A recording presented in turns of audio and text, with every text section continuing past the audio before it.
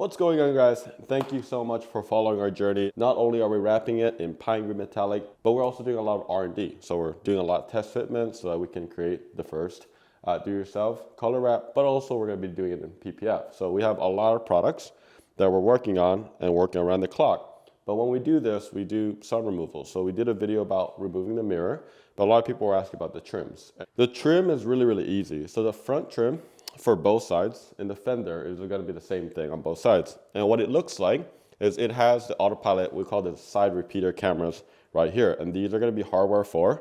So I like it that it's housed. So like when you actually go like this, it will never touch the actual camera. So it has a nice raised, I guess, protection around this area. But let me just show you the inside, because the inside is really what you want to know, I think, in order to pretty much know how to remove these areas. So there's 1 clip, 2, 3, 4, 5, 6, 7, 8, 9, 10, like 10 normal, and these are just slotted in.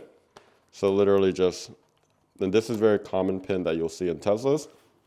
Not only that, but you got this metal pins on the top with a little bit of guides. So you can see all the holes and they align pretty obviously. Question that a lot of people are asking is, do you have to remove these trims? Because even though it's easy, it's relative, right? If you do this a lot, like we take a lot of cars apart, it is easy, but if you're a very low do-yourselfer, it might be difficult, right? So to answer that question, no, you don't have to remove it. And the reason why is there's actually quite a bit of room underneath here, and you can see the outline. I'm not gonna put this back in, I'll put the back one in because we're going to do some R&D around that as well. As far as the camera connection, pretty much very similar to the hardware 4 from like the Model S or the newer Teslas that are coming out. The pin is just this push pin right here.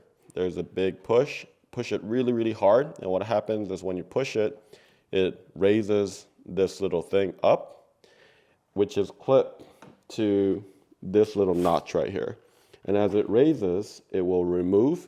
Just kind of pull it. It helps to have like someone hold it because you don't want to pull it. You don't have a lot of give right here, right? As far as the removal process, the best way is doing a real quick jerk. So you don't want to do a slow pull. You want to just kind of hold it and just go boom. And then once you go out, it dislodges here, and then you kind of work your way from here all the way to around.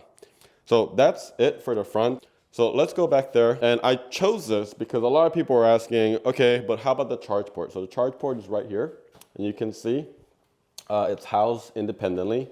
You cannot remove this the same way that you would remove the trims. So on the other side, obviously don't have the charge port, so it's actually a 1-piece. So for the trims for here, it's actually going to be in 2-piece.